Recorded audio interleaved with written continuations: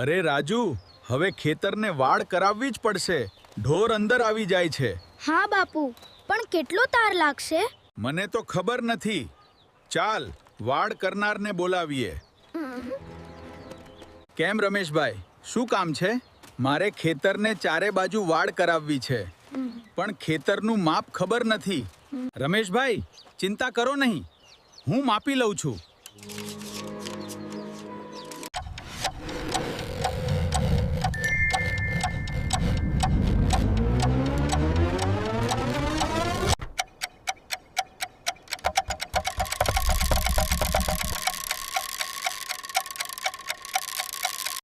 જુઓ રમેશભાઈ, આ ઉપર રહી ગણતરી.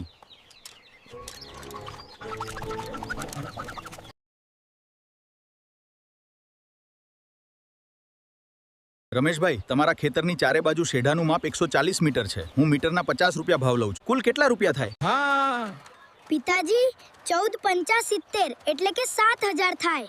બહુ સરસ બેટા, બરાબર કીધું. સાહેબ, વાળ કરી આપો. પૈસાની ચિંતા કરશો નહીં. કામ ફટાફટ પૂરું કરો.